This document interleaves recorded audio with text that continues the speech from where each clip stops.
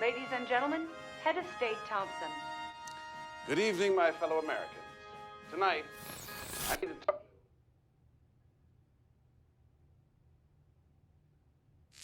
Ladies and gentlemen, Mr. Thompson will not speak to you tonight. His time is up. For years, you've asked, who is John Galt?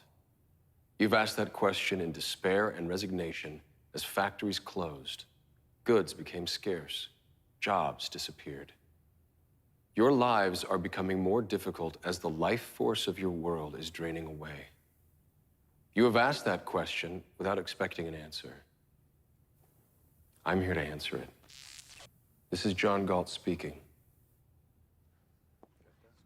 Mr. Thompson won't tell you the truth about the crisis in your world. I will.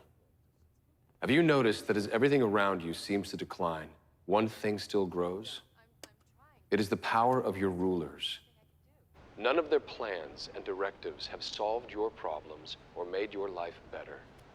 The only result has been their increased control over you at the cost of your freedom. Do you know why? You gave them the power. They called for your sacrifice, and you thought it was noble. They said if you worked for yourself and your family, that you were selfish and uncaring, and they made you feel ashamed. They denounced the leaders of industry as greedy exploiters, the Ellis Wyatts, the Hank Reardons, and again, you agreed. And then you ask, why did they, and others like them, disappear? I took them from you. Their achievements flowed from their creative minds. Once they understood that the attempt to control their work was an attempt to control their minds, they left. The people on strike worked for themselves, for their own vision of what was possible. When they recognized the honor they deserved, they rebelled against the guilt you wanted them to feel for their success. You counted on them to keep producing, to keep thinking, even as you denounced them as selfish. I showed them they were being punished for their own virtues. And I showed them how evil that is. I made it my mission to help these heroes say no. All evil needs to win is the consent of good people. They have joined me to freely produce, trade, cooperate, and compete in a place where the rights of all are protected. Do not try to find us. Do not try to bargain for our return. Get out of our way. To everyone within the range of my voice, you now have a choice to make. If you decide to support the notion of sacrifice enforced by the state, your game is up. Your world is in a downward spiral, and you will ride it down to destruction.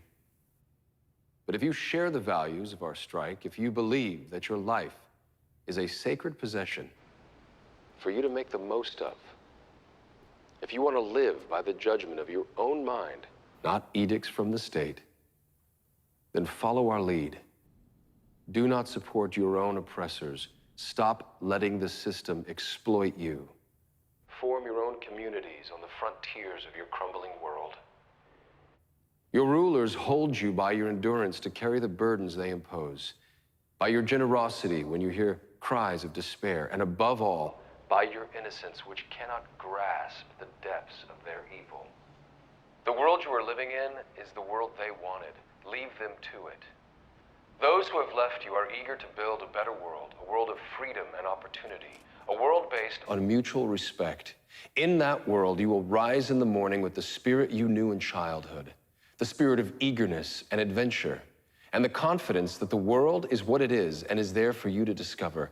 In that world, you will not receive alms, nor pity, nor forgiveness of sins, but honor, respect, and justice. Don't let the fire go out spark by irreplaceable spark in confusion and despair. Be sure of your path. The world you desire can be won. It exists. It is real. It is possible. It is yours.